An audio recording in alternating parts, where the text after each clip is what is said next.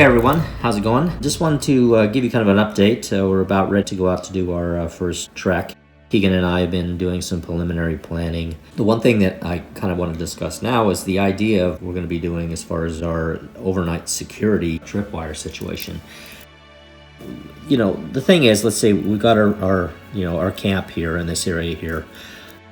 We're going to have, I'm just going to put Keegan in the center here, put Trev over here, and put myself in this situation.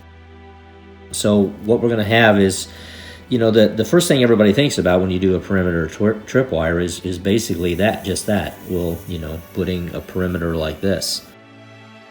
Thinking further about that, we think that that's probably not the best way to deploy this, because what this requires is something actually coming in and breaking this area here.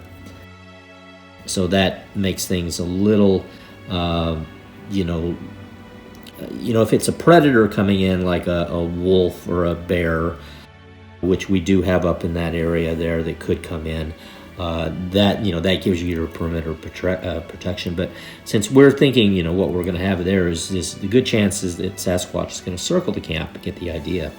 So what we're planning instead is to do radial lines that go out.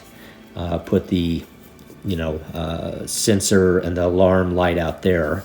And then, from this area here, then we'll run maybe one out further, kind of vary it a little bit here, and there again with this tripwire, it just depends upon how long we want to run the cordage. It doesn't really matter, so but like I said, if we take in and build stuff out this way here, to where we have this idea of a perimeter.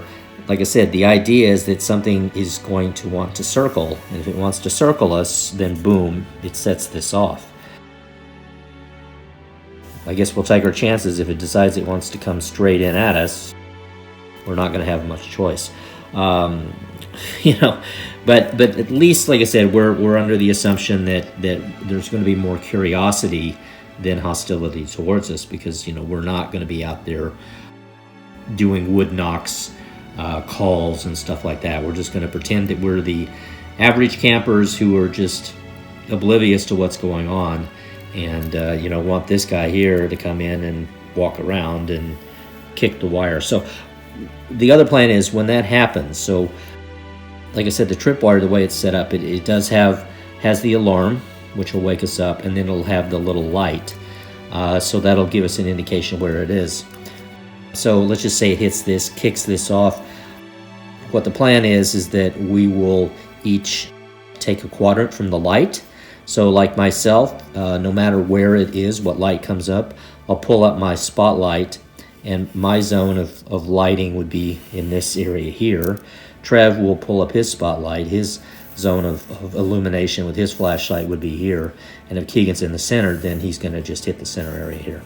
So that way, that gets us a pretty broad range of illumination with these very bright lights that will kick things out. So if anything is in that area, like I said, when it kicks one of these sensors off, we have enough room to go either side of this to catch any movement. And hopefully we'll have our cameras at the ready as well. But that's definitely the approach that we're going to take on this.